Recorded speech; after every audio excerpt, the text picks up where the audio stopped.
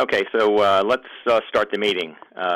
Today's our Spring 2020 Federal Communications Commission's Consumer Advisory meeting, and I want to thank you all, the members, alternates, staff, and public for joining the meeting today. I'm Steve Posios. I'll be chairing and hosting the event.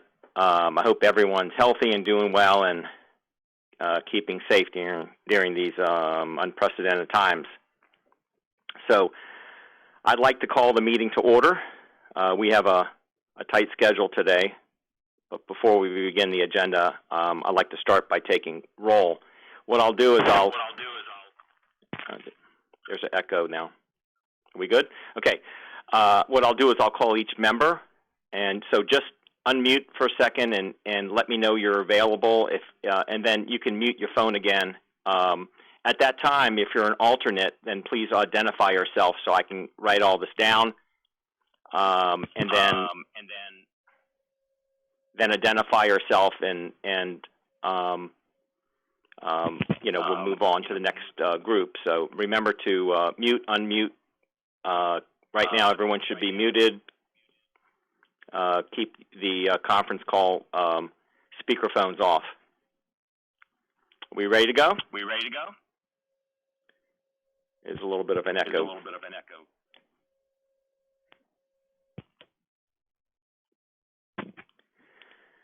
All right. So so let me begin with the agenda here. So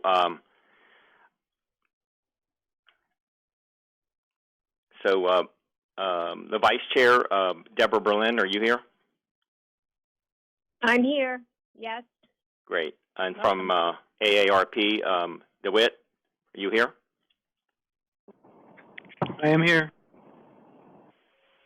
Okay. Brian Hurley? I'm here. Jonathan Hallenchild?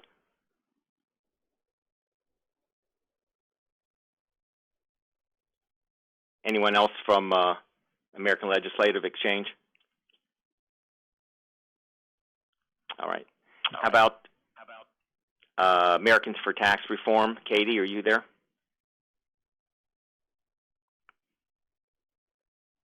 All right. Appalachian Regional Commission, Mark, I saw you on. Yes, present and accounted for. Wonderful. Vonda Long-Dillard, are you there? Present. Good morning, all. Okay. Shirley Ruker?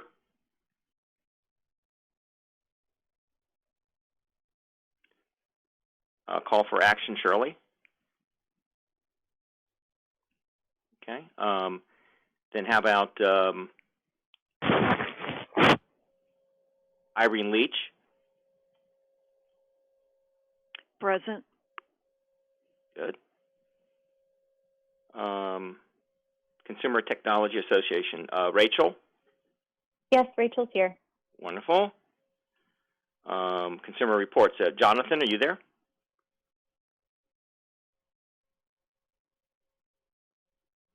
Okay. Jonathan, okay, so CTIA? Hi, Matthew Gerst? Sarah Leggins here. CCIA. Okay. So you're here for Matthew? Yes. Okay, great. Okay. Zainab?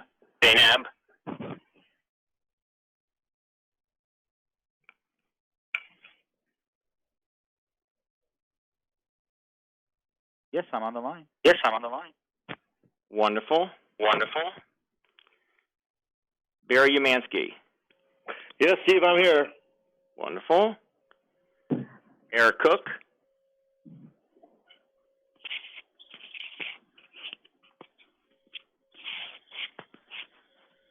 Eric, you on? Yes, I'm here. Okay. And then Johnny Campus? Yes, sir. Okay. Kyle Hildebrand? Present, Steve. Wonderful. Jocelyn, I heard you on. Are you still there? I am still here. Wonderful. And Michael Centorelli? I'm here. Okay. Bowden Zachary. I'm here. I'm here. Larry Walk. I'm here. Thaddeus Johnson. Present. Okay. Olivia Wine. I'm here. Okay. Stephen Morris. I'm here. Sam Brinton. I'm here. And Lynn Follensby. I'm here. Okay, so we have quorum. All right. Hi, Nope. this is Susan Grant. I'm also here, the alternate from CFA. Good. Let me pencil that in. Thank you. Any other alternatives? Alternates, I mean.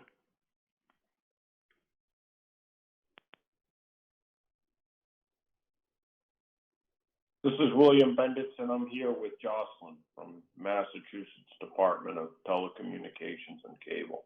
Well, good morning. Good morning.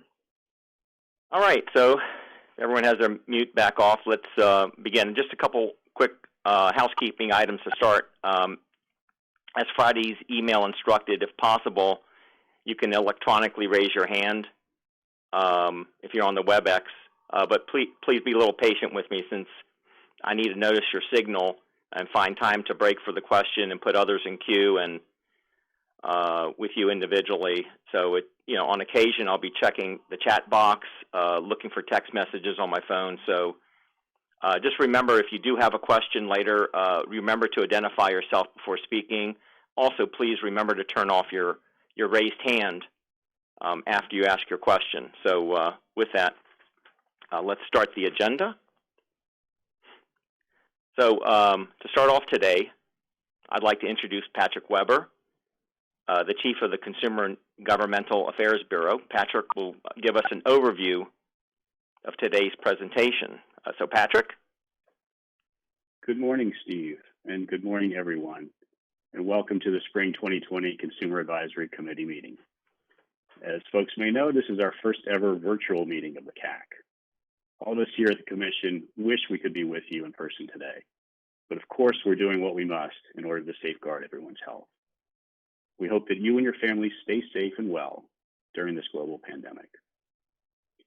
Most of the FCC staff, like most of you, have been teleworking since mid-March. Nevertheless, like you, we've adjusted our professional and personal lives in order to continue serving the American people. The Commission has responded to this unprecedented disruption to the nation's economic, educational, and civic life by acting in various ways to ensure that Americans stay connected. This morning's agenda includes presentations from a few different bureaus within the agency regarding their latest. We'll hear from Justin of the Public Safety and Homeland Security Bureau, and Charles Mathias and Sean Spivey of the Wireless Telecommunications Bureau. They will discuss the Commission's efforts to support the incredible work of our nation's first responders and public safety community, as well as the unseen, absolutely vital contributions of our wireless telecommunications and internet service providers. And if folks are not speaking, if your phone's on mute, that will allow us to proceed without an echo.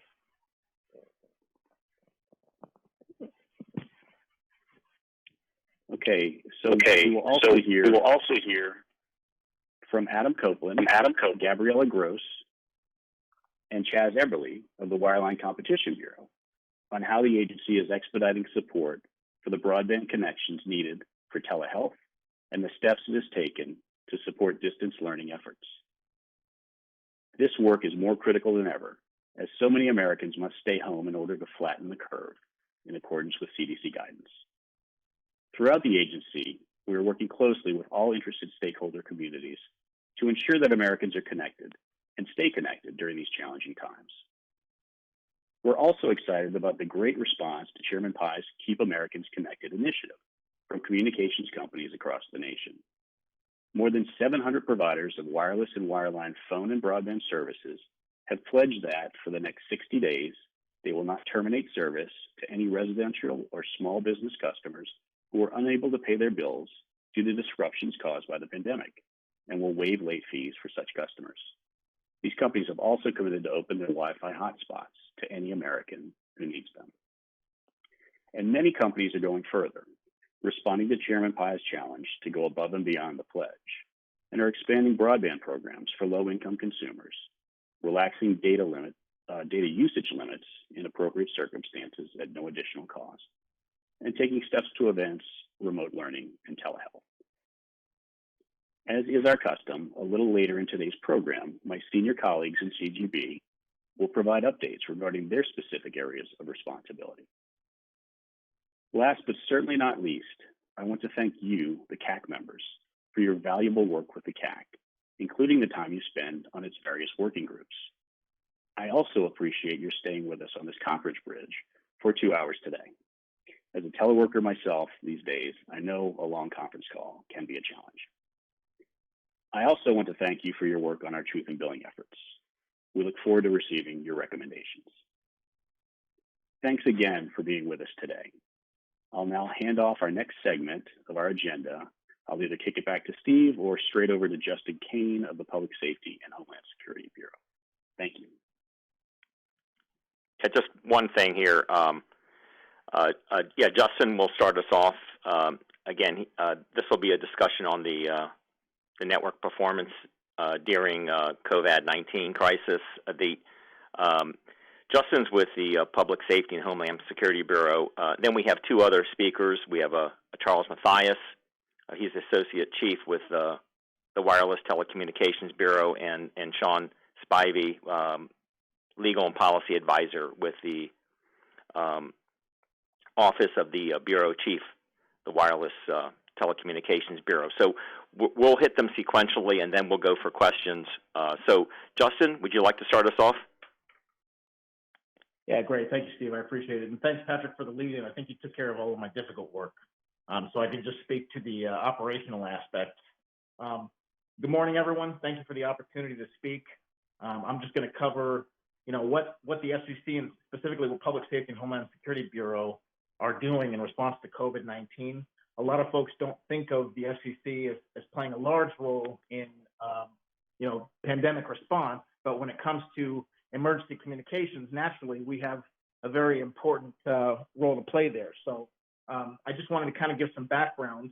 Naturally, the FCC purpose, as determined in 47 United States Code, Section 151, is to make available to all the people of the U.S. a rapid and efficient nationwide, worldwide wire and radio communications service for the purpose of national defense and safety of life and property. I think we can all agree that the impacts of COVID-19 definitely pose some significant risk to our public safety. So it's important that we ensure, as more and more of U.S. residents begin to telework from home, or spending more time with family members, or just trying to, stay online to maintain that semblance of sanity as they're trying to work through this crisis, that they have, unfettered access to communications, to the communications that they need. This is especially important, being a father myself, having, 3 children, all of whom require that access to maintain their school studies during this crisis, since they're not able to go into the classroom. It's important that we can ensure the availability and resilience of communications during this entire issue. So we participate in whole of government response as outlined in the National Response Framework within the Emergency Support Function 2 Communications Annex of the NRF, the National Response Framework. The Federal Communications Commission is specifically designated as a participant. Sorry, next slide here. What we've done to kind of deal with this COVID-19 is our concern was whether or not these networks would be able to hold up as more and more people began working and staying at home. I think in order to kind of get a ground truth, we reached out to industry automatically. And we've been doing that since March 3rd, and we meet with them on a weekly basis to get updates as far as their network performance is concerned. Naturally, we have our own mechanisms in-house to determine the status of communications networks nationwide, but we also like to get it from, the horse's mouth, so to speak, how they're managing their networks, what mitigative techniques or protocols they have in place in case something does happen, and also to respond to any challenges that industry may have with regards to getting their own resources out in front, using available spectrum, getting the personal protective equipment that they need in order to get technicians and engineers out on the road. So as you can see on the slide, we reached out to a number of carriers just to kind of get a general overview of what's taking place. And I think thus far, I've been pretty impressed with the way industry is managing. Naturally, there were some minor issues, but having walked through these issues with industry and seeing, the actions that they've taken, whether they're deploying mobile resources to kind of offset that bandwidth and rededicate resources to network communications to ensure that availability and ensure that optimal performance, or something as simple as requesting a special temporary authority. And you'll hear about these special temporary authorities later on in the presentation from one of my colleagues, to go ahead and be able to transit onto available spectrum so that we can continue to broaden their bandwidth so that they can continue to provide those optimal resources. Next slide.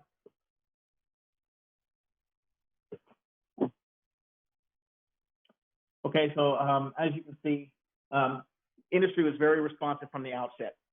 They all activated their business continuity plans because they're as much victims of this pandemic as we are, right? So they're still required to provide for these services. So what they did is they've gone ahead and they took the appropriate measures to make sure that their own personnel and employees are safe. They're each members of the Communications Information Sharing and Analysis Center, the Communications ISAC. And then they also convened their special COVID-19 working group every week, to discuss with the Department of Homeland Security the actions that they're taking to ensure the continuity and availability of communications.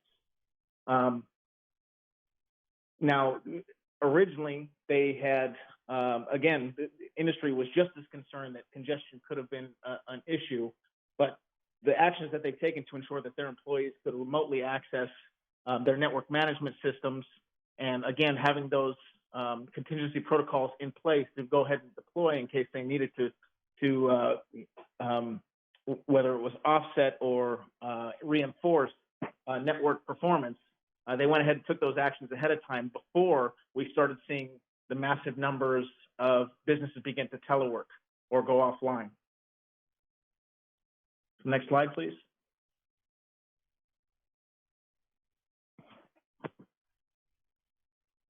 Now, I'm sorry, we moved to the next slide. Okay, so some of the issues, some of the concerns that we've received from industry is, initial problems with access. Naturally, every state, being its own sovereignty, is responding to COVID-19 in a different way, and each state and locale considers different critical infrastructure businesses as essential. So really kind of distributing that message more broadly and ensuring that all state and local locales were on the same page that, communications industry, while not technically perceived as a healthcare organization, is still responsible for ensuring the promulgation of healthcare communications. And with that, we've got, those other communities within communications users that require specialized communications needs that we typically don't take into consideration.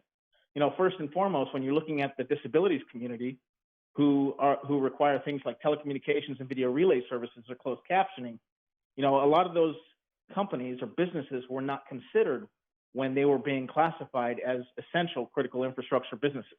So we really had to get the message out there, and I think we worked very closely with the Department of Homeland Security, Cybersecurity and Infrastructure Security Agency, to provide input to their guidance on essential critical infrastructure workforce, but also to perform outreach to our state and local partners, just to raise awareness of some of the issues that we've had. Next slide, please. Okay, SEC actions. You can see, as Patrick already talked about, the chairman's Keeping Americans Connected pledge has been huge.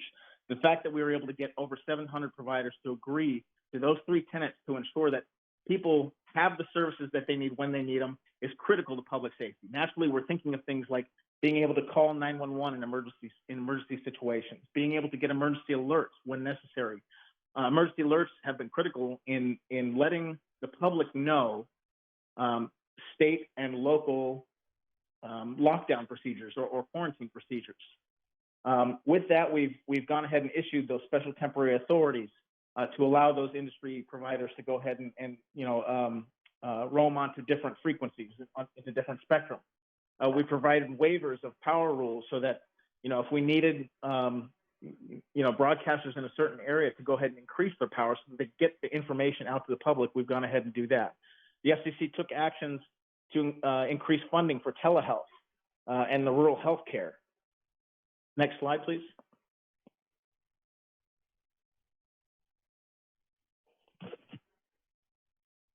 So essentially, we are still in the middle of the grind. We still are on daily calls with the Department of Homeland Security, Cybersecurity and Infrastructure Security Agency.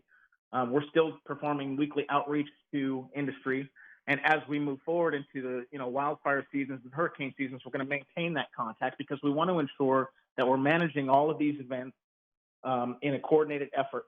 And as we begin to see changes in network performance, we want to make sure that there are techniques out there or protocols in place to go ahead and mitigate any potential disruptions or degradation of services. You can go ahead and access a lot of the things that we're already doing to support COVID-19 response. I've listed the website here at fcc.gov/coronavirus. And unless there are any questions, that concludes my presentation. Thank you, Justin. Charles Mathias, would you like to go next? Let me say, add my thanks and welcome to everybody. What I'd actually like to do is turn the floor over to my colleague Sean, who can explain what a special temporary authority is, an STA, and then I will walk you through some of the types of FTAs that we have been granting over the past month. So next slide, please. Thanks, Charles, and let me also say thank you to the CAC for allowing us to present today. So this first slide here is just kind of an explanation of what an STA, or an application for special temporary authority, is. An STA is an application for temporary or immediate use of spectrum. It's meant to be for short duration. As a matter of fact, the Communications Act requires that it can only be for a period of 180 days. And its purpose is to basically allow for quick access to spectrum under certain conditions that are outlined in the Commission's rules. And as you can see on this slide, there are 4 sets of circumstances that we typically consider. One is emergency situations such as natural disasters. A second is to permit restoration or relocation of existing facilities to continue communication service. The third is for a temporary non-recurring service where regular authorization, such as a license, is not appropriate. And then the fourth is sort of a catch-all in other situations involving circumstances which are of such extraordinary nature they delay in the initiation of temporary operation would seriously prejudice the public interest. So in the context of COVID-19, the Commission has worked with industry to use applications for STAs to provide quick access to spectrum resources to expand broadband connectivity in a variety of circumstances, which we'll get into in the next 2 slides. But these range from spectrum that was in FCC inventory and had not yet been licensed, to spectrum that may be licensed to a particular entity but hadn't been deployed entirely, to other sets of circumstances that we've also worked creatively with industry to take advantage of to expand connectivity during the pandemic. So if we go to the next slide, I'll turn it back over to Charles, who can talk about some of these situations in more detail. Thank you, Sean. So we've been busy. We've granted to date approximately 200 STAs. They're initially for a period of 60 days from the date of grant, and they can be renewed. The first STAs were from AT&T and also Verizon, who were interested in using AWS-3 spectrum that was in the Commission's inventory. And what we did there was they were potentially competing requests. So what we asked them to do was to get together and decide amongst them which areas of the country they wanted to cover per request, and they came back to us with a list that divided up their priorities, and we were able to grant those without a problem. Another company that has been very active on STAs is T-Mobile. As some of you may know, T-Mobile is deploying a nationwide 600 megahertz network, but while they have a lot of that spectrum, they do not have great depth of the spectrum in certain parts of the country. So they have been approaching us, and they are requesting permission to use 600 megahertz spectrum that is in our inventory. And I should say that when I say it's in our inventory, it means that either it was not successfully auctioned in an auction process, or for one reason or another has been returned back to the commission. So T-Mobile has been using lots of 600 megahertz spectrum to increase the capacity of their networks. And we have recently begun to receive requests for STAs for the use of AWS and different parts of the AWS spectrum, as well as certain gigahertz band spectrum, which is being used for microwave backhaul links, or excuse me, some backhaul including, we have microwave as well. And the backhaul is being used, it might be of interest, it is being used in part to provide connectivity to some of these COVID field hospitals that are being set up around the country.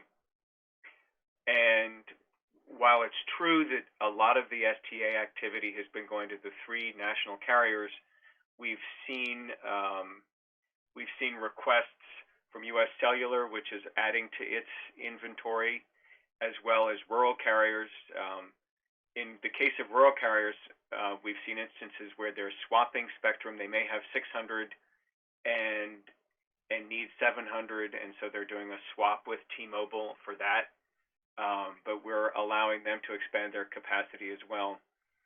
And then in an important additional area, we have been giving temporary authority to wireless internet service providers to increase their capacity. These are companies, as you all know, that are providing a lot of very valuable wireless service in areas where potentially there's no fixed service, no wireline service, or potentially it's where the cell capacity isn't as good. And we have been able to allow them, I think we've 75 additional, maybe 80 WISPs have approached us, and we've been able to grant them a certain amount of relief in most markets. In certain instances, that hasn't been possible where there has been a competing existing license use, or the area has been excluded because of an existing federal user. So with that, I'll turn it back to Sean, who can tell you a little bit more about what we've been doing in Indian country. Next slide, please. Thanks, Charles. And so the last point we wanted to emphasize were STAs that the Commission has granted recently to expand broadband connectivity on tribal lands. As I'm sure folks on the committee are aware, the digital divide is particularly acute on rural or on tribal lands. So a couple of steps that we've done. The first STA we granted was on March 30th, and it was to the Ashiwi College and Career Readiness Center on behalf of the Zuni Pueblo in New Mexico. And this was for unassigned 2.5 gigahertz spectrum. The center was actually established by the tribe in 2016, and it applied on behalf of the Zuni Pueblo to provide service over rural areas of their tribal lands. And so the STA authorized use of a rural tribal land that is eligible for our in our rural tribal priority filing window, which is a separate initiative the Commission has started, which provides prioritized access to certain unassigned 2.5 gigahertz spectrum over rural tribal lands. That window closes in August. But the STA, again, it makes available the spectrum on a secondary non-interference basis. There are a few conditions that were included as part of the STA. Specifically, the center represented that it was ready to deploy on the spectrum immediately, since these are short temporary authorizations. We wanted to make sure that the applicant was able to put the spectrum to use immediately. And then also because it was the center applying and not the Zuni Pueblo itself, we made sure that the center represented that it had obtained consent from the Zuni tribal leader. We have similarly granted an STA for unassigned 2.5 gigahertz spectrum to the Navajo Nation. Again, that's on a secondary non-interference basis, based on our understanding that the nation was ready to deploy immediately. And again, these STAs don't really prejudice or affect the rights of applicants related to that rural tribal priority filing window. We've also granted STAs in the lower 700 megahertz spectrum band to NTUA Wireless. NTUA Wireless applied to provide service to the Navajo Nation using that spectrum, and they actually obtained it from some of the spectrum was licensed to T-Mobile, other of it was licensed to AT&T, but they went and reached agreements to use that spectrum on a temporary basis. And so NTUA has STAs to use spectrum to expand access using that resource as well. And then finally wanted to note that Charles talked a little bit about the 5.9 gigahertz fixed wireless internet service provider STAs that we've granted. We granted one of those to Wind River Internet, which is a rural provider that serves the Northern Arapaho tribe and the Eastern Shoshone tribe on the Wind River Reservation in Wyoming. So we granted a 5.9 gigahertz STA to Wind River Internet on April 17th. And parties continue to apply for STAs, and we continue to process those quickly and consider those to continue to expand access where we can using all the spectrum resources that happen to be available. So that, I think with that concludes WTV's presentation. Would turn it back over to Steve to moderate any questions that we may have. Okay, well, thank you. And so let's see, we have Irene. You want to identify yourself and ask your question? Hello, I'm Irene Leach, and I represent the Consumer Federation of America.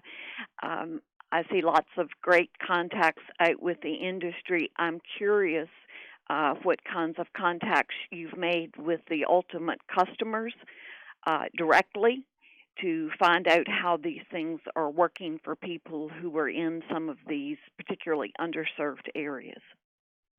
Thank you.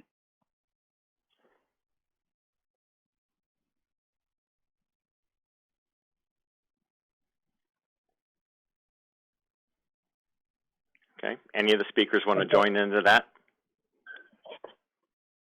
I'm sorry, Irene, my cell phone broke up a little bit. Can you please repeat the question? Have you made any contacts with the ultimate customers, the consumers who are living in some of these underserved areas, to see what their experiences have been, or have you taken the consumer's experience through the eyes of the provider? So just from an operations perspective, and I can't speak to the entire FCC here because I know that, the Consumer and Governmental Affairs Bureau is constantly, in contact with the consumers. But, we tend to depend on social media, where we do actually get some information, anecdotal information, obviously, on issues that consumers are experiencing at the local level. Naturally, we have to validate this information, and we do so using a lot of our more technical mechanisms, like the network outage reporting system, and then we have network reporting. We have a network reporting tracking system. So as far as getting consumer information, we will communicate with the state and local emergency management officials through our regional emergency communications coordination working group representation, and then we will also leverage, whether it's open source information and any reported information through social media. And then again, like I said, just validating that information through our technical capabilities.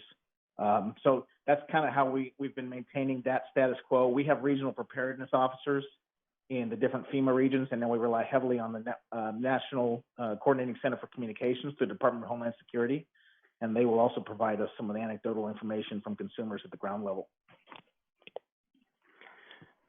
Okay, so we're up on time here, so let's move on. We have three presenters dealing with the promoting telehealth and distance learning during the COVID-19 crisis.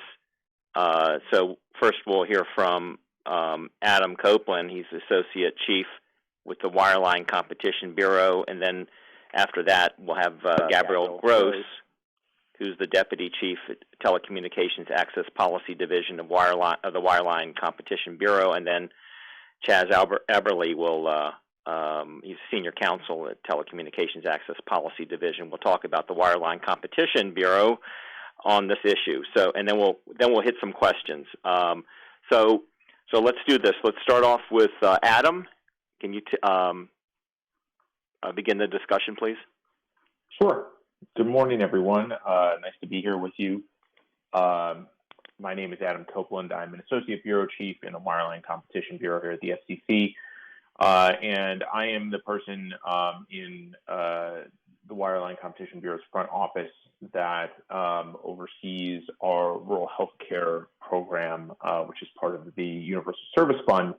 Chaz Eberly is going to talk about the specific COVID telehealth program, which you may have heard about, that was authorized by Congress recently in the CARES Act, which appropriates $200 million for COVID telehealth related things. But the Commission has also been making changes to its rural health care program, the program which has been a part of the Universal Service Fund for quite a while in response to COVID-19. And I'm going to talk about what the Commission's been doing on that front right now. So we can go to the next slide. So there's three main things that the Commission has done. The first was back on March 13th, 2020, the full Commission adopted an order that funds all program demand for funding year 2019, which, if you're not familiar with Universal Service windows, or at least you're not familiar with RHC windows, that's going to go through June 30th of this year. So the funding years kind of split the calendar years in half.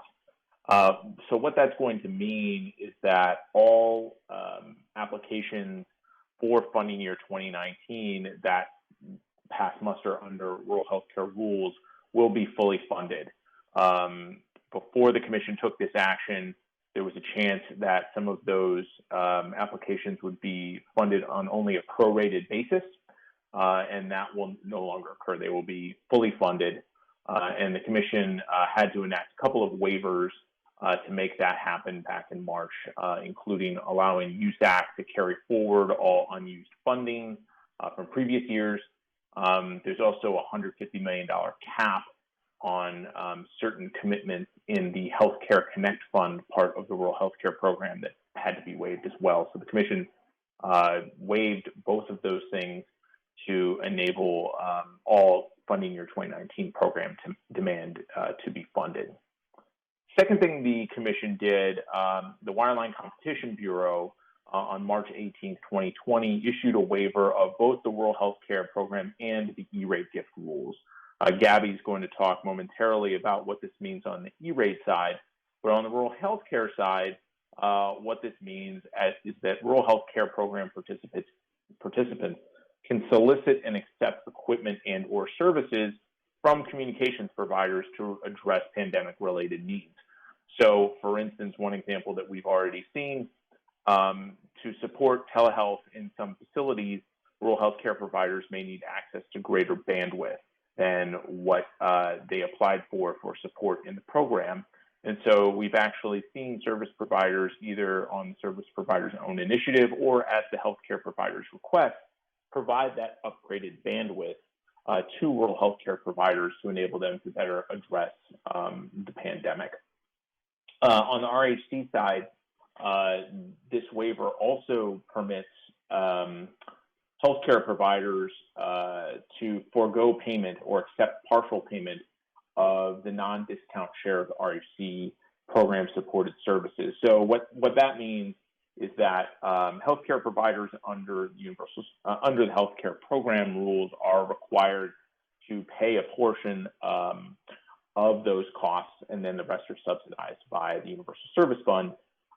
This additional waiver, which the Wireline Competition Bureau adopted in March, actually allows service providers to pick up some of that cost or outright waive some of those costs for healthcare providers. The idea being here that if communications providers want to and have the means to help rural healthcare providers during this pandemic, there's that opportunity to do that.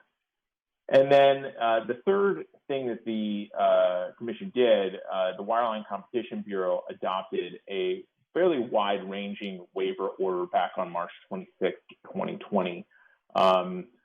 Several waivers here, 6 in all actually. The idea behind these waivers was to assist rural healthcare providers in maintaining their focus on actually responding to the pandemic, rather than having to deal with administrative issues that are connected to the RHC program. So some of the things that this waiver order did, it provided an extension of the filing window for the program, extending it from April 30th to June 30th. It provides an additional 28 days for a total of 42 for healthcare providers to respond when they receive information requests from the Universal Service Administrative Company or USAC. It extends by 1 year what's called the service delivery deadline for non-recurring services in funding year 2019. So what that's going to mean is if there are delays that are related to the pandemic and actually basically turning on a service that is receiving support from the program, there's now time, an extra year, for that service to be turned on so that program funding is not lost just because there is a delay. Also provides rural healthcare participants in the Healthcare Connect Fund program with a 180-day extension of the invoice filing deadline. That's going to, again, it's a 180-day, 6-month delay now in when invoices have to be submitted to USAC. And then also it provides an additional 60 days to file appeals and waivers with both the Commission and USAC. So again, giving healthcare providers some additional flexibility so they can hopefully keep their efforts trained on addressing the pandemic directly. So that is the overview of what's going on the rural healthcare side of the house. I'll turn it over to Gabby to talk about what the Commission has done on E-rate. Great, thanks, Adam. So I am Gabby Gross, and I am the Deputy Division Chief of the Schools and Libraries Program, otherwise known as the E-rate program, which is also part of the Commission's Universal Service Fund. And today I just wanted to briefly highlight some of the work that the Commission is doing to ensure students remain connected and continue their studies while they're at home during COVID-19. And specifically the actions that the Wireline Competition Bureau has taken to support schools and libraries that participate in the E-rate program during this time. So first, as was mentioned earlier, last month, the chairman called on broadband and telephone service providers to take the Keep Americans Connected pledge. Under that pledge, which has now been signed by more than 700 companies and associations, including all of the nation's largest service providers and many of the smallest providers. Under that pledge, providers have agreed to not terminate service to consumers due to their inability to pay bills because of disruptions associated with the pandemic. They've waived late fees and opened up their Wi-Fi hotspots to anyone that needs them. And as you also heard earlier, at the chairman's urging, many of these providers have gone above and beyond the pledge, upgrading speeds at no charge for consumers, expanding low-cost programs, and offering free service to low-income families and students.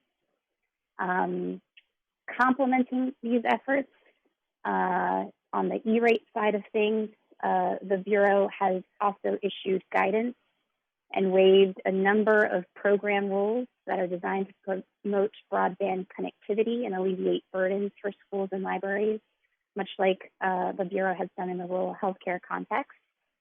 And as part of those efforts, you heard Adam talk about the waiver of the gift rule, which the Bureau also waived in the context of the E-rate program. That waiver allows service providers that participate in the E-rate program to offer, and the schools and libraries that participate in the program to solicit and accept things like free broadband connections, devices, Wi-Fi hotspots, and other services that support remote learning during the coronavirus outbreak, which would otherwise be prohibited under our rules. And that waiver is effective through September 30th of this year. In addition, the Bureau has extended various programmatic deadlines, again, in an effort to alleviate administrative and compliance burdens on schools so that they can focus on transitioning to remote learning. So last month, we waived the application filing window for funding year 2020 and extended the deadline by 35 days to give E-rate program applicants more time to get their funding year 2020 funding requests in. And that window closes this week on the 29th. We've also recognizing that it may not be possible to get on school grounds to install equipment and services, and that there might be shortages and delays in obtaining certain equipment, have waived and extended the service implementation deadline for special construction to deploy fiber by 1 year for those applicants with deadlines that would have been in 2020. Along those lines, we've extended several other deadlines, including our invoice filing deadline, the deadline to file appeals and waiver requests, and as well as the response deadline for applicants to respond to certain information requests related to their appeals, invoices, audits, and information requests around their applications. Again, to give them that flexibility and be able to focus more on getting their students connected at home. And then finally, also last month, we issued a reminder to schools and libraries that are closed as a result of COVID-19 that they may allow the general public to use their E-rate supported Wi-Fi networks while on the school's campus or on the library's property. So that's just kind of the highlights of some of the work that the Commission and the Bureau has done to help support these remote learning efforts. And with that, I will pass it along to Chaz. Good morning, everybody. This is Chaz Eberly with TAPD. I'm here to give a brief rundown of the Commission's COVID-19 telehealth program. As I'll explain, this is a very new and rapidly developing program that has been launched in specific response to the pandemic, and is developing day by day at such a rapid pace that we actually declined to provide slides last week, lest they be out of date by the time I spoke today. So I will just sort of talk you through what the program is and what we're up to. So in response to COVID-19, many healthcare providers across the country are expanding existing and implementing new telehealth services. And the demand for connected care, telehealth and other services that connect doctors to their patients at home have skyrocketed. In the CARES Act, Congress appropriated $200 million to the FCC to support effects of healthcare providers to address concerns and to address the coronavirus by providing telecommunication services, information services, and devices necessary to enable the provision of telehealth. On April 2nd, the FCC established the COVID-19 telehealth program to fund eligible healthcare providers dealing with the COVID-19 pandemic. The next thing we'd like to discuss is how healthcare providers can apply for and receive funding from the program. First and foremost, providers need to be eligible, Eligible providers for the program are public and nonprofit healthcare providers as defined in the Telecommunications Act. These include post-secondary educational institutions offering healthcare instruction, teaching hospitals and medical schools, community health centers or health centers providing healthcare to migrants, local health departments or agencies, community mental health centers, not-for-profit hospitals, rural health clinics, skilled nursing facilities, or consortia of healthcare providers consisting of one or more entities falling into those first 7 categories. I would emphasize for consumer advocates and others on the phone that may be working with healthcare providers to review the eligibility list and make sure that any entity interested in seeking funds is in fact eligible for support. How to apply? We have set up an online web portal that is active as of late last week at fcc.gov/COVID-19-telehealth-program. If you weren't able to get that down quickly, if you Google FCC Telehealth, FCC COVID Telehealth, we pop right up. Commission staff are reviewing applications on a rolling basis, and funding will remain available until either the $200 million fund is exhausted or the pandemic has ended. Funding is targeted towards areas that have been hardest hit by COVID-19 and where support will have the most impact on addressing healthcare needs. The Commission at this time does not anticipate making any individual award in excess of $1 million to a single applicant. So all awards to date have been below $1 million, and we anticipate that being the case going forward. Selected applicants will receive payments based on invoices submitted for the supported services and connected devices they are purchasing with program funding. So that's sort of the basic outlines of the program. The Commission staff has done remarkable work standing up in just a few weeks. So quickly, in fact, that we've already done 3 rounds of awards. As of April 24th, Friday, the program has funded 17 healthcare providers in 10 states and issued a total of $9.5 million in funding commitments. We anticipate, as our staff reviewers get up to snuff and start working at being able to work through all applications that have been submitted, and applications continue to come in on a rolling basis, that our pace of commitments will increase in the coming weeks.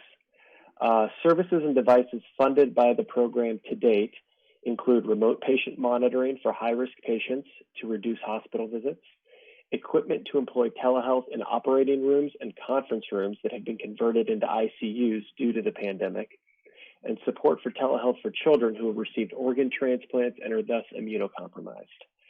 So that is sort of a brief, high-level rundown of the COVID-19 telehealth program. I'd encourage anyone interested to visit the website and learn more. And Commission staff are always available to answer questions. And with that, I'll turn it over. Thank you all. Well, thank you, Chaz, and also thank Gabby and Adam. We have a question here from Susan Grant of the Consumer Federation of America. Hi, thank you. In regard to the gift waiver program, I was wondering when the waiver ends, the entities who have received gifts, will they be automatically billed for those services going forward? Free trial offer. That often works. Or will those services just end? And if they want to use that, they'll have to. I'm really sorry about. I have no idea what. But I did have a. And that is it's here about all of the things the FCC is doing here. It has very starkly the need that there is out there for better broadband services. And is there any thought about what will after the pandemic is over in terms of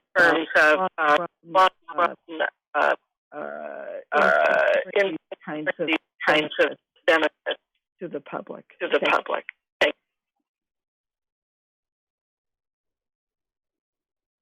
Okay. I think everyone needs to mute their phone. We're getting a really bad echo. So if you could check that your phone is muted and off of speakerphone. Okay, I think that went away. All right, this is Adam Copeland. I'm gonna do my best to answer the parts of the questions that I could make out. I believe the first part of the question is what happens to services or equipment that is acquired during the waiver period before September 30th, when September 30th happens and the waiver expires. So I think for, the example I used was expanded bandwidth capability. That would be something that if the healthcare provider wanted to keep that capability, they would either need to start paying full price, not part of, and because the gift rules would go back into effect, or they would have the option of seeking a waiver specifically for those services from the commission. But it does not automatically extend. There is the possibility, depending on how things progress, that the commission could extend the waivers generally beyond September 30th for either RHC or E-rate.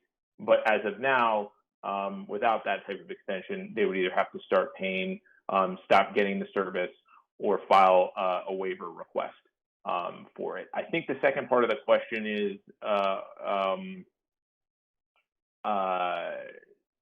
what other initiatives is the commission planning on if the pandemic does not end as quickly as we hope? I think that this is a constantly evolving situation, as you've heard from many public officials. The commission is looking at its rules very regularly and will continue to do so. So if this extends beyond the fall timeframe, or when some of these actions start to expire, the commission is not just going to let these things expire and do nothing else. I mean, this agency has tried to really take a strong initiative to address and combat the pandemic and provide the help that it can to entities that are regulated. So the agency will keep looking at each of its programs to see how it can assist in addressing the pandemic, and regardless of how long the pandemic lasts. All right, Debbie Berlin, you have a quick question? Yes, I do. Hold on one second. Yes, I'm taking it off. Yes, thank you, and thank you for the presentation. And I think one thing that's helpful is if folks, if they do speak, that they take it off of speakerphone. So hopefully that reduces the echo. But on this topic, thank you for the presentation, and I was interested and pleased to hear that it also covers mental health providers, which I think is very, very good that it includes that. So I wondered, with the support that the FCC is providing, I would assume that there is also federal funding, perhaps for telehealth from other agencies, and I was wondering about that, so that perhaps health providers can bundle some federal funding support together. So I was wondering if you have information about that. Yeah, this is Chaz. I can't speak to specific programs from other agencies. I can tell you that I and others in WCB have been coordinating with staff from FEMA, HHS, CDC on broader telehealth responses. I know that FEMA and HHS in particular have a running telehealth working group that serves mainly to advise healthcare providers and state and local agencies on best practices, increasing the use of telehealth, and providing sort of logistical advice where appropriate. In terms of actual funding streams, I'm not off the top of my head aware of any other telehealth-specific federal grant or federal reimbursement programs other than the one we're administering. But I can look into that further, but in my work on this to date, I've not come across any other, direct application-based funding streams for these type of services. Okay, we're kind of running late on time, but so we'll just let us move on. Steve, one other quick question. Could they repeat the website where the information about this is on the website? Sure. It's fcc.gov/COVID, COVID, -19 telehealth program. And if any part of that isn't typed correctly, you can just Google FCC COVID, FCC telehealth. Thank you. Okay, so next we have the Consumer and Governmental Affairs Bureau giving an update with the focus on the response for the COVID-19 pandemic. So starting us off, we'll have 4 speakers in total. So we'll start with Mark Stone, and then Barbara Epson, and then Diane Burstein, and then finally Ed Bartholomew. So starting off then, we'll go with Mark, the Deputy Chief at the Consumer and Governmental Affairs Bureau. Remember, too, everyone, as you put up your hand, remember to take your hand down after you have your question answered. Hey, Mark, want to start us off? Sure. Good morning to all of you, and thanks for your participation and hard work and all that you all do. You heard this morning from what other bureaus have been doing to help consumers during the pandemic, and as Steve mentioned, now CGB will describe its work. As usual, I wanted to discuss our work on robocalls.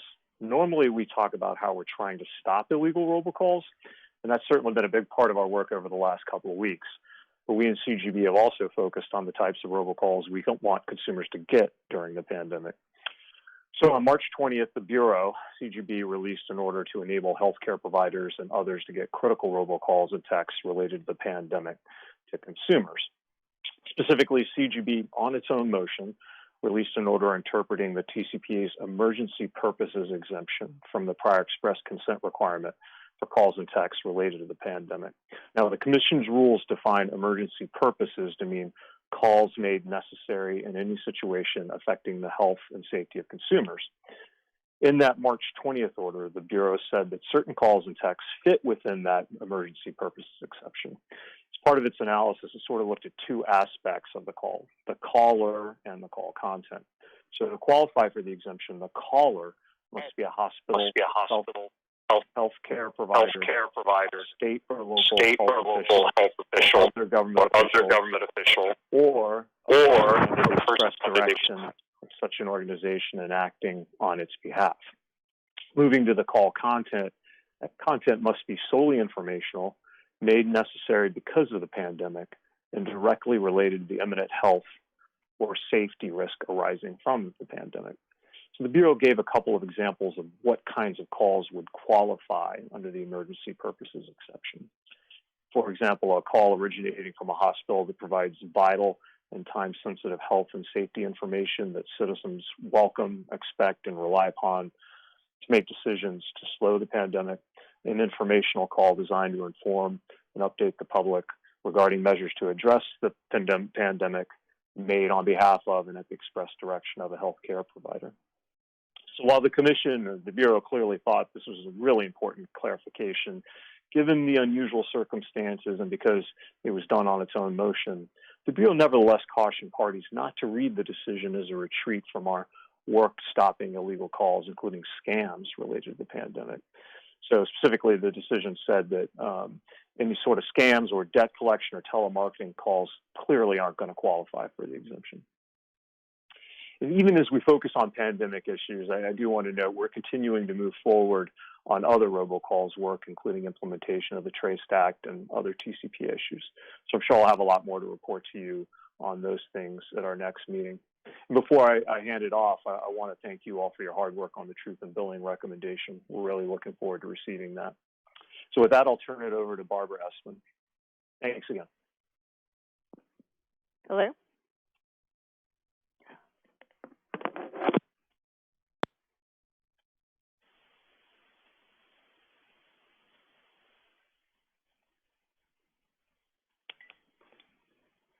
Hello, Barbara, are you there? Hello?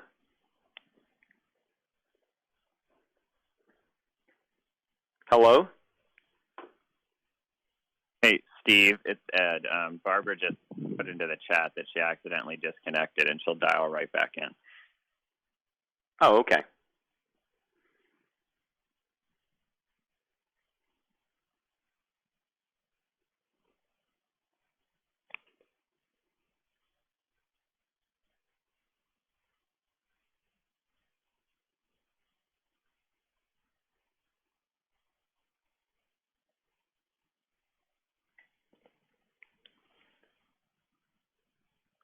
So Diane, did you want to start? Oh, Mark, I just got back in. Oh, okay. All right, great. I'm sorry. I went to take myself off speaker and completely cut myself off. Good morning, and I want to echo Mark's thanks for all your hard work.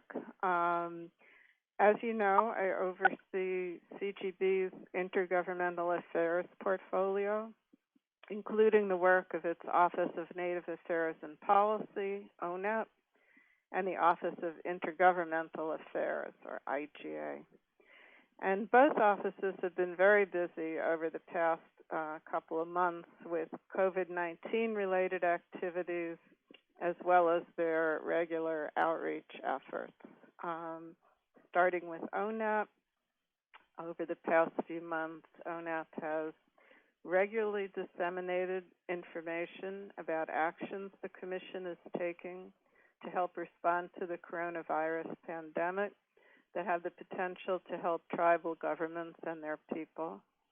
It's responded to numerous requests from tribes and tribal organizations seeking FCC policies or other actions, as well as advice to help tribal governments and their people maintain adequate and affordable communication services during the coronavirus crisis.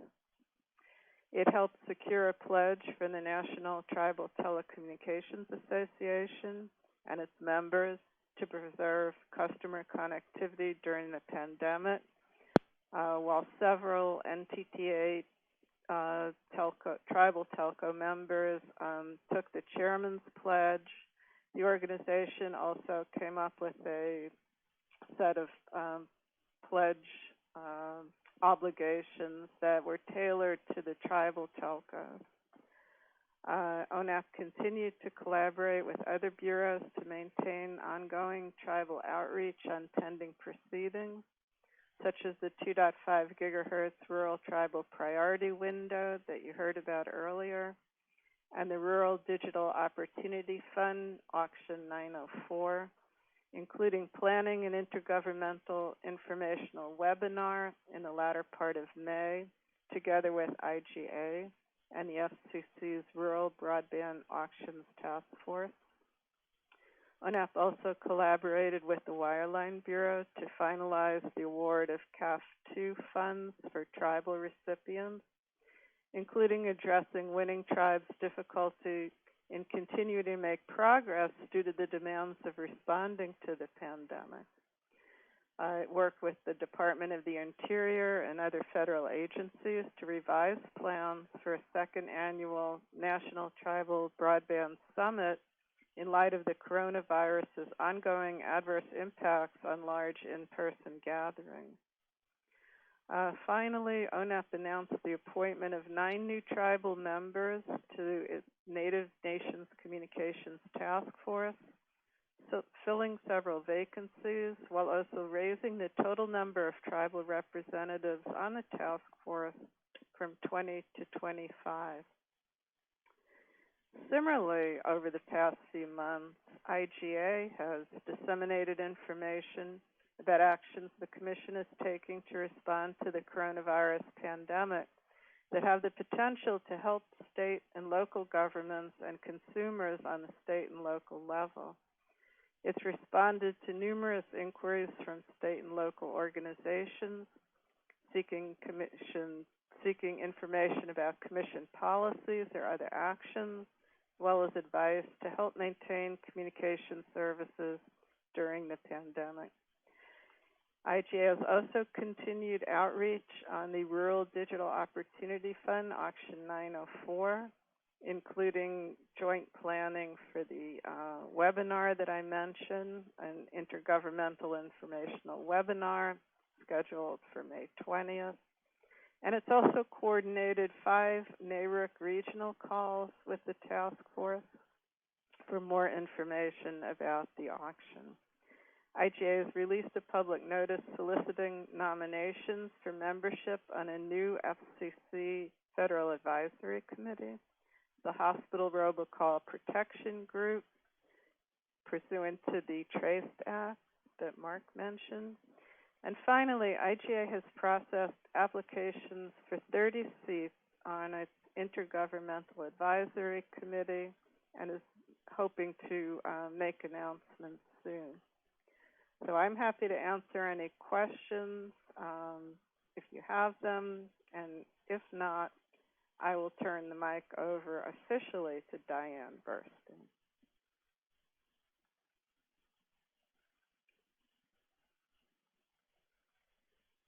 Thank you. I couldn't tell if anyone had any questions, so I'll just launch into my presentation and take questions if you have any for me at the end. I'm Diane Burstyn, Deputy Bureau Chief of the Consumer and Governmental Affairs Bureau, and I oversee the Disability Rights Office. Wanted to share briefly some of the things that DRO has been working on in response to the pandemic. Even though we're all working from home, obviously, we continue to receive and process complaints relating to accessibility issues that are filed online. Hello? Can you hear me? Yes. Okay. By phone or by the American Sign Language line. We've seen a number of complaints over the last month relating to the inaccessibility of certain information about the pandemic, and we're keeping a close eye on that to make sure that critical information is available in an accessible manner for people with disabilities.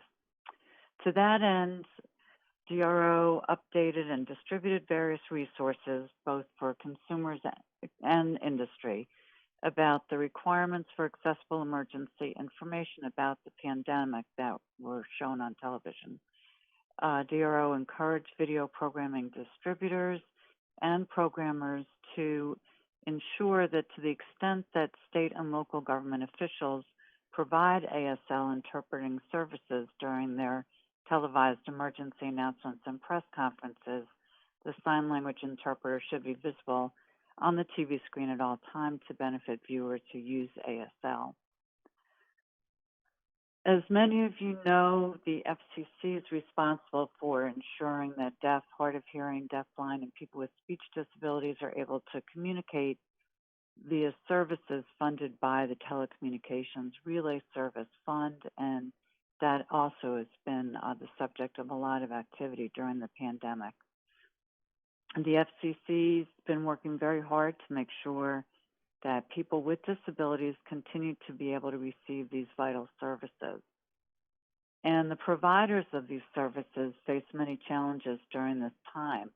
There's been a significant increase in usage of the services as people are at home and communicating all day, and the companies themselves are facing their own challenges because of difficulties faced by their employees. Many of the providers of those services up until now were provided by thousands of employees who work from call centers to help provide video relay service and IPCTS. So that obviously presented a number of challenges with the pandemic. The FCC's been in close contact with these providers and from the very beginning took action to make sure the TRS system continued to operate during the crisis.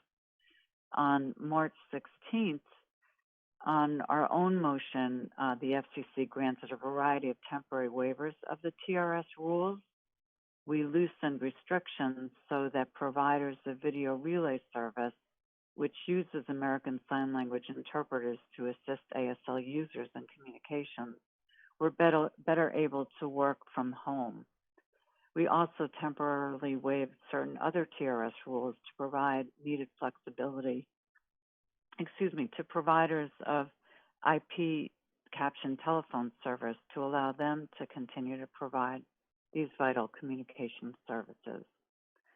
On April 3rd, we granted another temporary limited waiver to expand the pool of available sign language interpreters to provide video relay service. These temporary waivers are due to expire on May 15th, and the FCC is continuing to monitor the situation to see whether that deadline needs to be extended given the circumstances. We also released for comment a petition that we received recently from consumer groups representing people with disabilities that seek certain relief for deafblind users of TRS services. We've been keeping in close touch with consumers, TRS providers, captioning providers, video programmers, and others to ensure that people with disabilities continue to receive these vital services during the pandemic, and will continue to do so. Thanks, and I'm happy to answer any questions you might have.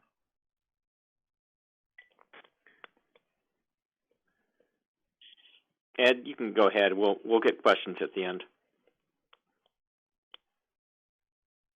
Okay. Thanks for having me. I want to echo the thanks that others have shared for everyone taking time out of their day to join the call. We are very appreciative, as always, of the work that you do and the support that you give to the FCC. So I've got my three divisions, and I'll give you a little bit of an overview of what each of them has been doing. Our web and print division, which I fondly call our consumer education group, has focused a lot of their effort in response to COVID on doing education around scams and hoax and phony text message campaigns that we've seen. So in mid-March, we created the FCC's COVID scams web page, which covers a number of different scams. It's got sample text images that we're sharing. There's actual audio from scam calls, so you can hear what a scam call sounds like.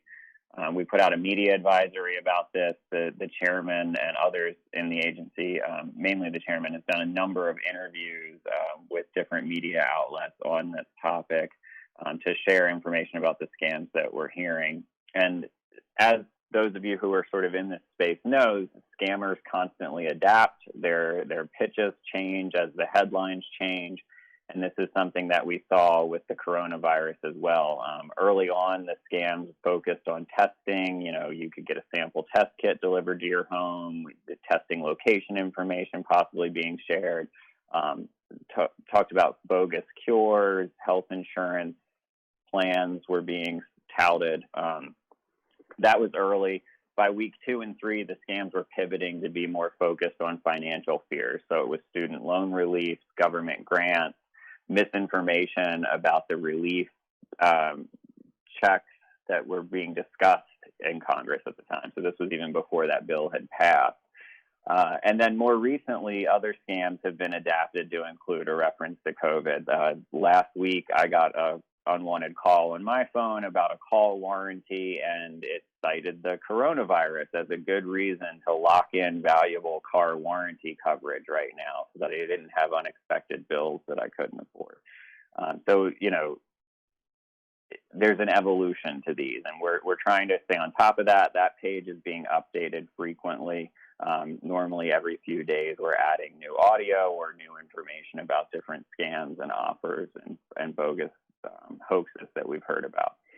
I did want to give a shout out to our colleagues over in the Enforcement Bureau who aren't on the call today. I know at the last meeting, I believe you guys had Christy Thompson join you, and she talked a lot about enforcement. But I did want to highlight one thing that they've done in response to COVID scam calls.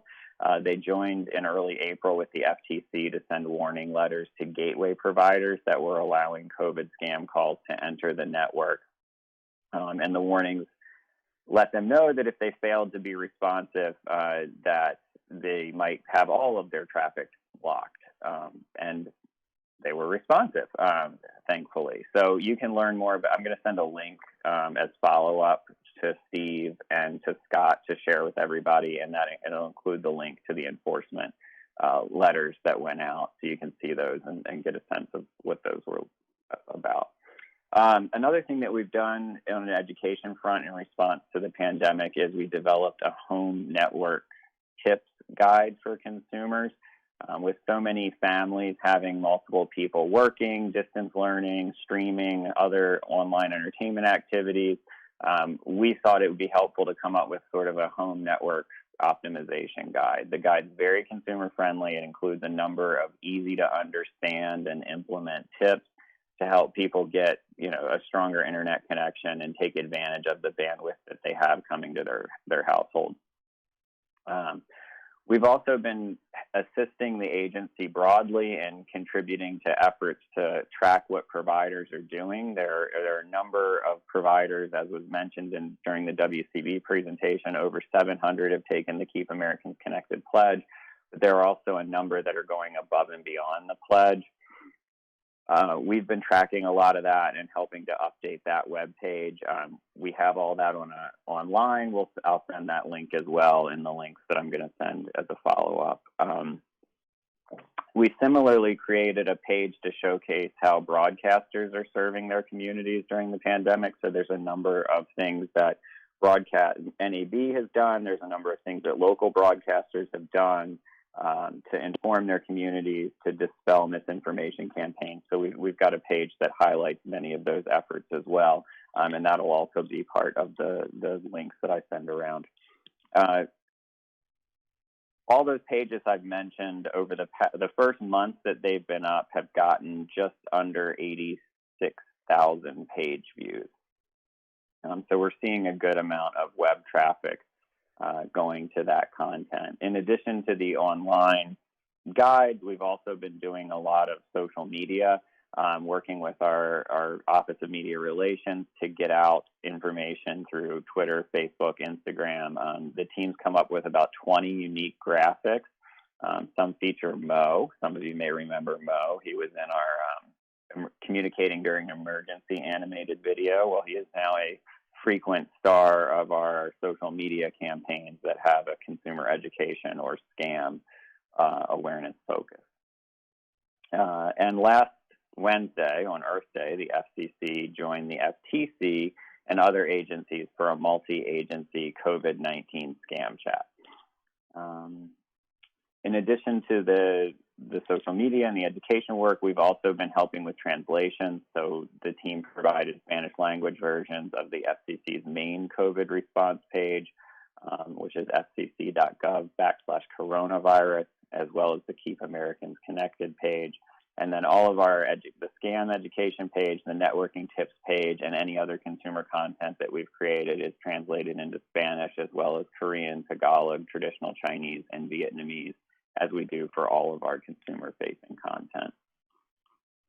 Beyond education, CGB is continuing to support consumers directly through the FCC's Consumer Complaint Center.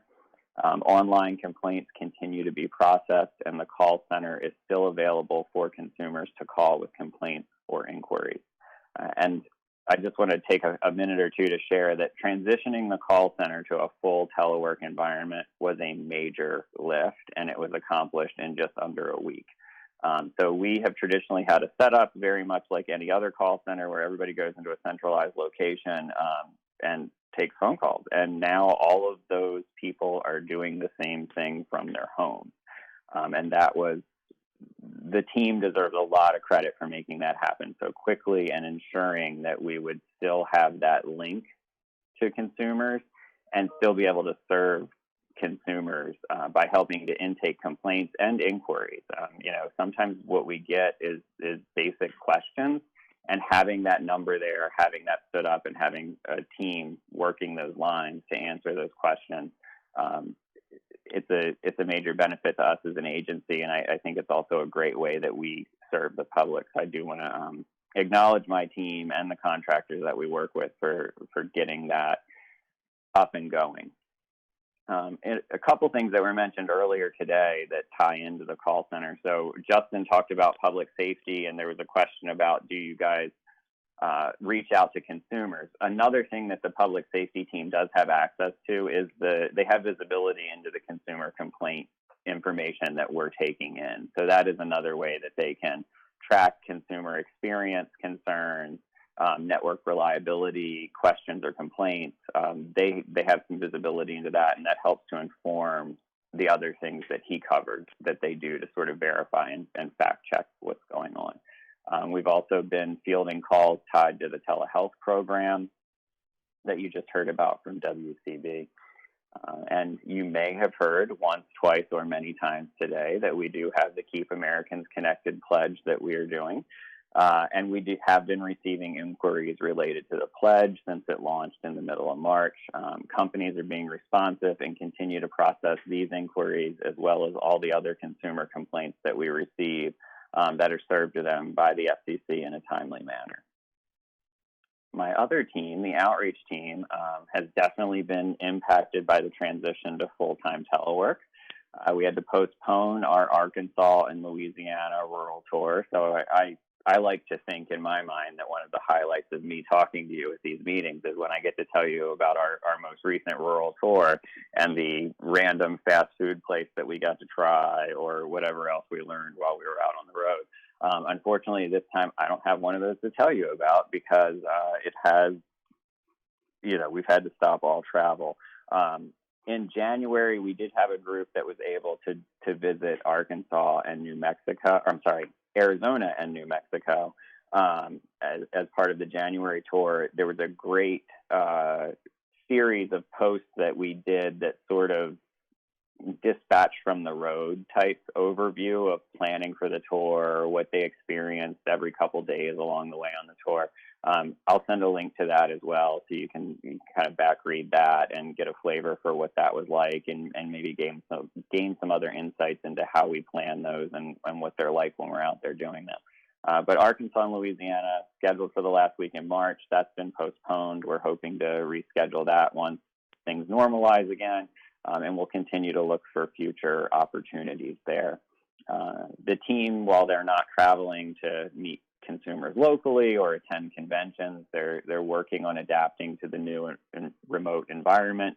They hosted their April monthly partner meeting over WebEx, and that meeting focused on the COVID scams content and the FCC's actions in response to the pandemic. The April newsletter and a recent email blast also highlighted those issues. They've been getting a lot of questions about the many actions that we've taken. So one of the goals of the outreach team is to be a touch point for stakeholders and partners that we work with. And this is an opportunity where they've really had the chance to excel in that role. So you've heard a lot of information about different actions the agency is taking to be responsive to the pandemic. Some of those actions, people have questions, people want to know more information, they want to find the right subject matter expert within the agency to learn more about that. And our outreach team has been fielding those inquiries and trying to funnel people to the right place. Last week, I had a chance to provide an update on the FCC's efforts to combat unwanted calls to the California Public Utility Commission and a number of providers that serve the state of California at their annual cramming meeting. CAOG staff also joined the National Community Action Foundation for a webinar last week.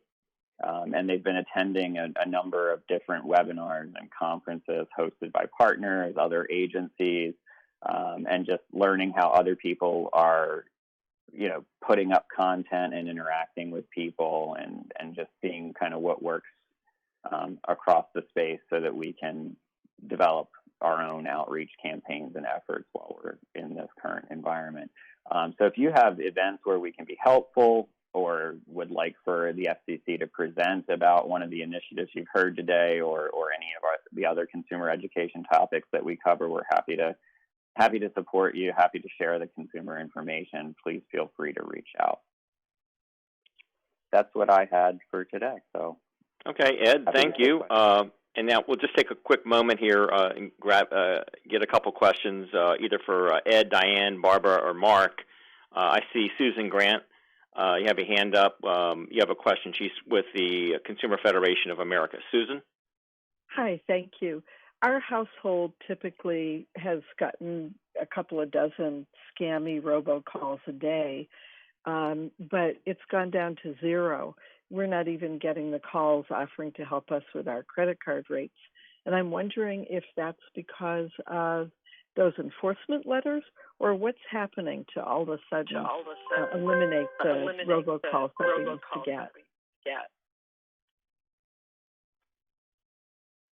This is Mark.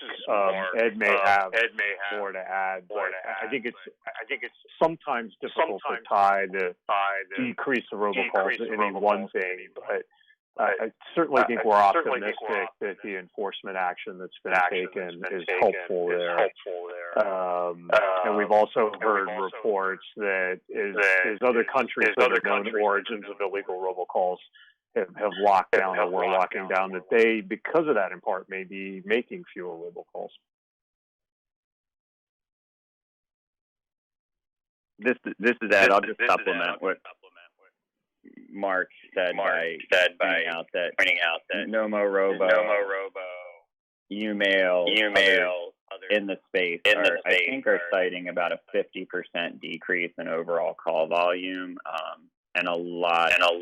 I think the assumption is that the global stay-at-home orders and lockdowns, like Mark mentioned, have really disrupted call center activity across the world.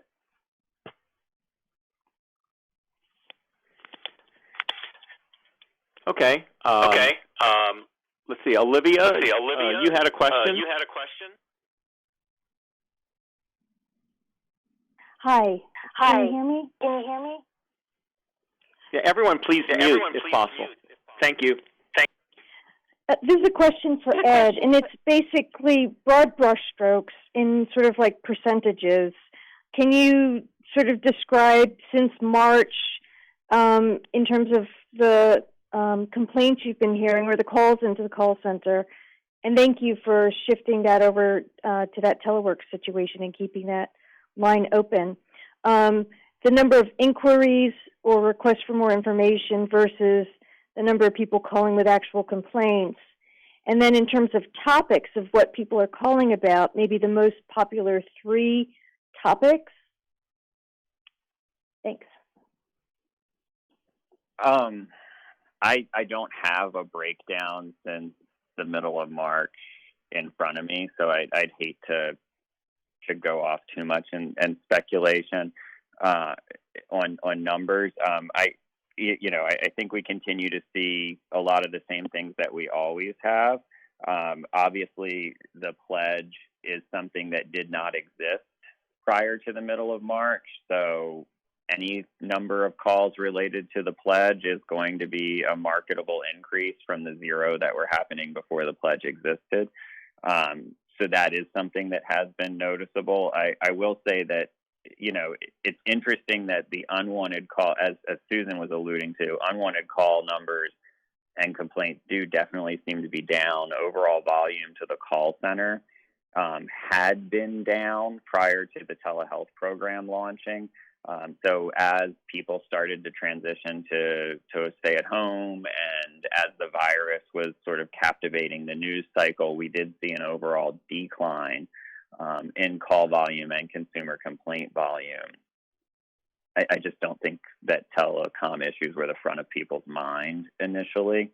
And then obviously, service related and other billing related issues, as they happen, we're starting to see people file those complaints now.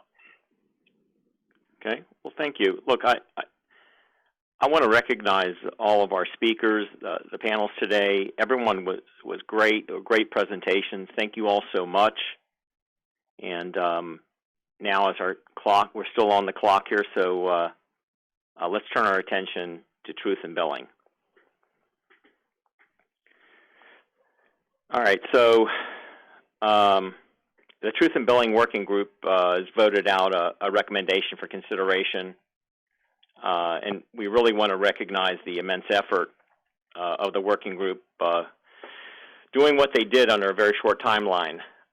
So, now we'll turn this over to the co-chairs of the Truth in Billing Working Group, Vonda and Jocelyn. They'll go through a quick summary. I think everyone has seen the full text, and then we'll hold off the discussion until after they make a presentation and put a motion for adoption on the floor. Then we'll move on with that. So at this point, Jocelyn, would you like to start? Sure. Thank you, Steve. Good afternoon, everyone. I hope that you're staying safe and doing well.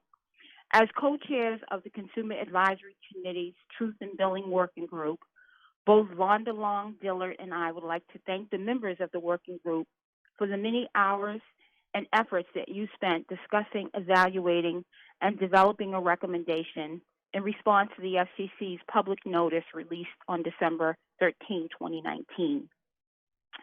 In its public notice, the Commission sought input on possible ways to modernize and strengthen its truth in billing rules, specifically to refresh its record on two issues. The working group recognized the importance of these issues and has worked diligently, and as Steve said, under very tight circumstances, to consider them to further assist and support the Commission in its goal to ensure all voice consumers are better informed of choices in a competitive marketplace. The working group would also like to recognize Steve Poziak, Deborah Berlin, and Scott Marshall for their leadership, guidance, and time assisting us through this collaborative process. Also, due to the current and unprecedented COVID-19 pandemic and the significant disruption it has caused to Americans, the Consumer Advisory Committee would like to acknowledge and applaud the FCC's leadership launching an initiative to preserve consumers' access to broadband and voice communication service for 60 days via its Keep Americans Connected pledge. As we have heard many times today, the FCC's Keep Americans Connected pledge is right on time. Now over 700 service providers have agreed to this pledge. This participation is remarkable and in no doubt protects vulnerable consumers during the most difficult times. Again, thank you for your efforts, working group. Now I will turn it over to Rhonda, my co-chair, to provide a brief summary of the working group's recommendation. Thank you. Thank you, Jocelyn. Good afternoon, everyone. Federal Communications Commission and my CAC Truth in Billing Working Group colleagues and everyone. I'm about to read just a summary of the final working group recommendation on truth in billing. It's not going to be a full reading. Whereas the Federal Communications Commission seeks comment on truth in billing rules to make sure that consumers are provided with information needed to make informed choices about voice communications, to identify concrete, cost-effective rules to ensure that consumers fully understand charges on their bills, including non-government mandated or provider recovery costs, and government-mandated program bill line items, whether there should be category fee separation, and whether to newly include interconnected voice over Internet Protocol services to current truth in billing rules. The Consumer Advisory Committee, Truth in Billing Working Group, was tasked with evaluating the various elements of consumer telephone bills and adding interconnected VoIP services to current truth in billing rules. Consumers have significantly migrated away from traditional landline service to interconnected VoIP service, which is sometimes purchased as part of a bundled service package. Thus, clear, easily understood information about service charges and fees on monthly bills is necessary. Also, to aid in comparison shopping amongst multi-technology service providers in the marketplace. The Consumer Advisory Committee Truth in Billing Working Group recognized that detailed, comprehensive data on consumer questions and complaints regarding consumer telephone bills is requisite to making recommendations for the refreshed public notice released in December of 2019. Recommended that the Commission continue to examine consumer complaints, and if there is evidence of significant consumer complaints related to interconnected VoIP, the Commission could consider a new truth in billing public notice regarding the applicability of adding interconnected VoIP to rules in the future. Considerations for the Commission include encouraging fundamental principles for consumer bills upon review of the rules and their value to all voice telephony technologies, and revising the consumer complaint intake form and online portal to gather more robust detail regarding consumer billing complaints for organization, analysis, and reporting. Recommended also that there be a newly created Consumer Advisory Committee working group to review truth in billing rules by examining consumer telephone bills holistically to suggest consumer education for market price comparisons, ensure that accessibility processes are updated to accommodate those who need it, and consumer feedback suggestions. And lastly, recommended that the Commission provide robust, descriptive consumer telephone bill complaint data to help the new working group articulate recommendations to consumer comparison shop and better understand voice service bills. I want to ask at this time with that summary, does anyone request a full reading of the recommendation before we proceed? Hearing none, the CAC Truth in Billing Working Group moves adoption of this recommendation. Okay, so very well then. So we have a motion on the floor. Before commencing with any discussion, do we have a seconding motion? Second. Barry. Okay, with that, let's open up for discussion. Let me check for hands. Susan Grant, did you have a question? Or no, comment? And I took my hand down, so I don't know why it's that's fine. Sorry about that. I'm just checking. Okay. Olivia, okay, you're down. Does anyone else have a question? I'm just checking. I don't see any hands up, or anyone can text me or chat. Are there no questions? Okay. Any amendments? We can, if it's friendly, if someone wants to tell me if there's a typo or a wording or punctuation, I can just we can make a little change to the text now. Are there any amendments?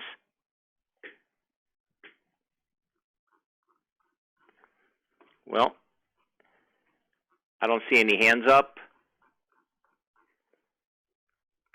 All right, so do we have a motion on the floor for a vote? Anyone? Yes, Barry, motion. Okay. Do we have a seconding motion? I'll second it, Debbie. Okay, Debbie. Thank you. All right, so with that, we can call the roster. This will be a little bit slow. And I'll call your name. And then for each organization, I'll go right back down the list. Just tell me a yay, nay, or abstention. And then at the end, I'll see if I've missed anyone. So let's begin with DeWitt with AARP.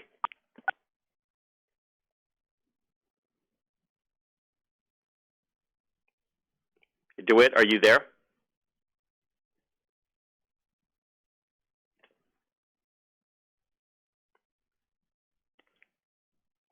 Okay. How about Brian Hurley? Yay. Okay. I don't think Jonathan is on with Alec. Is Jonathan on? Okay, so that's not present. Katie McAuliffe. Hey, Steve, I'll abstain. Abstain. Okay. Mark Delfalco. Yes. Okay. Vonda. Yay. Okay. Shirley Bruker, I don't think she's on. Shirley, are you on? Okay. Then we have from Consumer Federation of America, Irene or Susan? Yay. Okay. Okay. And then Rachel with the Consumer Technology Association. Rachel? Yes. All right. Consumer reports. Jonathan, are you still there? I don't think he was on earlier. Jonathan? He's not present. Matthew Gerst, or Sarah, I guess you're on for CTIA? Yes, this is Sarah. I vote in favor. Okay. Before I turn this page, I will vote in favor. Deborah Berlin? Yes. Okay. All right. Zainab with the Deaf and Hard of Hearing Consumer Advocacy Network.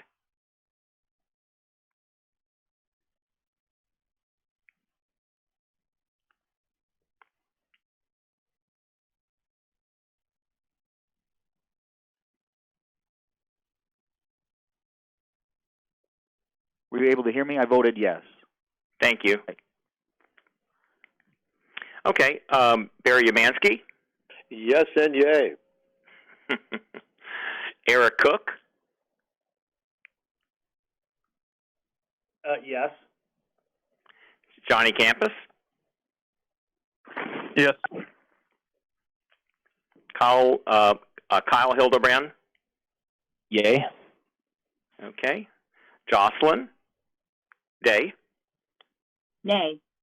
That's nay? Correct. Okay. Michael Santorelli? Yes. Okay. Bowden Zachary? Voting yes. Thank you. Larry Walk? Yes. Thaddeus Johnson? Nay. Okay. Olivia Wine?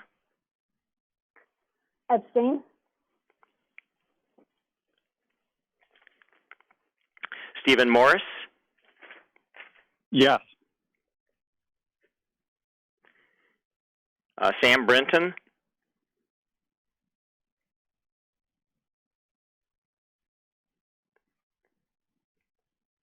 Sam?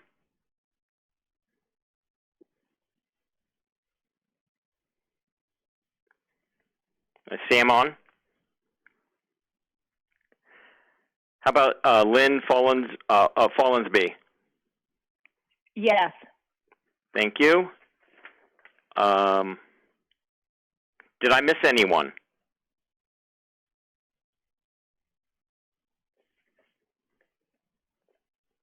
Okay. So we have 1, 2, 3, 4, 5, 6, 7, 8, 9, 10, 11, 12, 13, 14, 15, 16, 17, 18, 19. I have 19 yay. I have 2 abstentions and 1 nay. So with that, the recommendation passes to CAC. Two nays. You had 2 nays. Hold on. Double check the count. Okay. Okay, hold on. I may have misunderstood. Okay, so Jocelyn, you're a nay. Who was the second nay? Thaddeus Johnson.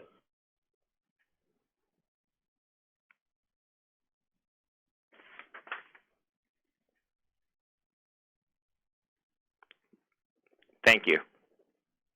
You're welcome. I misunderstood. Okay, I got it. So with that, it passes.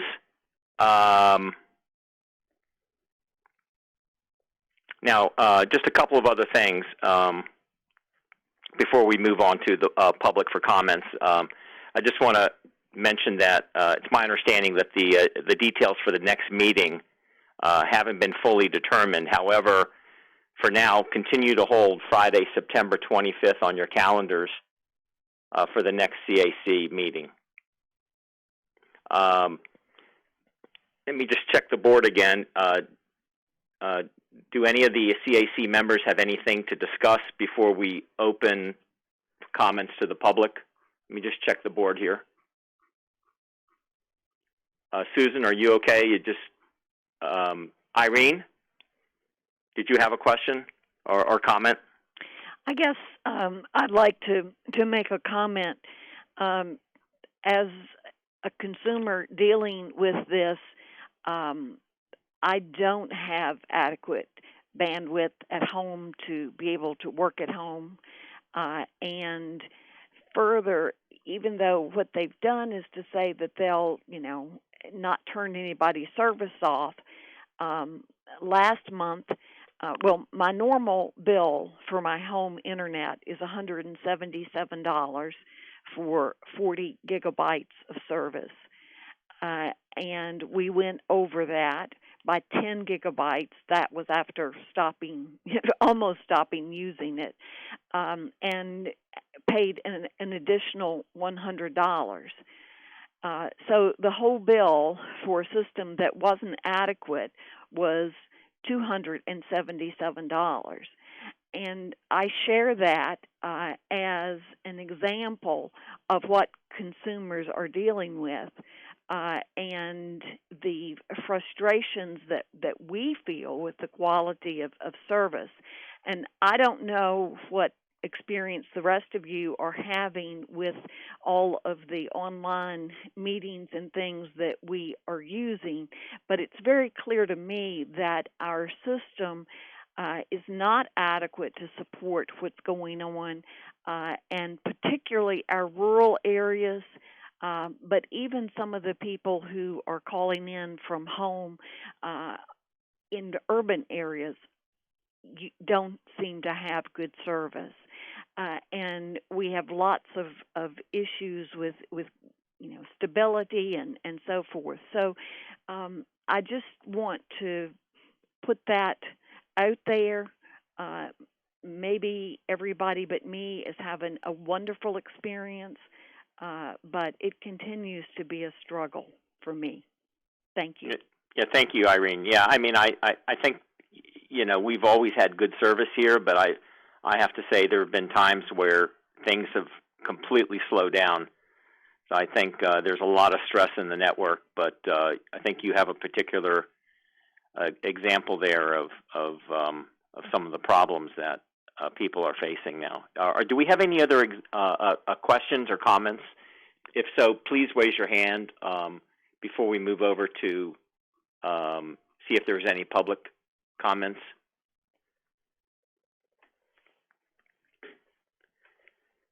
Okay. Well, Scott, how do I take the public comments? Do I check email? How do we do this?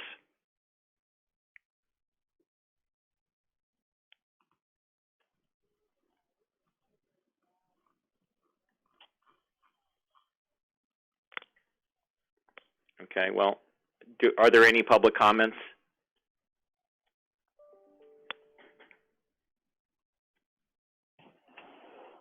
Hi, Steve. This is Catherine with FCC. Yes. Oh, Greg, go ahead. I just wanted to update the group and say there have not been any new questions that have come in as of a minute ago. Okay. Thanks, Catherine. Sure. All right. So with that, everyone could just unmute again for a second. Mute. I mean, for a second, so we can begin wrapping up here. I mean, I think we've completed our work. Again, I want to thank all the hard work coming out of the Truth in Billing Working Group under the deadline, and I want to thank all the CAC members and FCC staff for participating today. These were excellent presentations. Given the sort of the diversity we're facing, it seemed to go fairly smoothly. So thank you, and also thank those in the public for joining the call. Everyone, please be safe in these unprecedented times. And so with that, I move that the spring 2020 meeting of the FCC's Consumer Advisory Committee adjourn. Do I have a second motion? Second from Barry.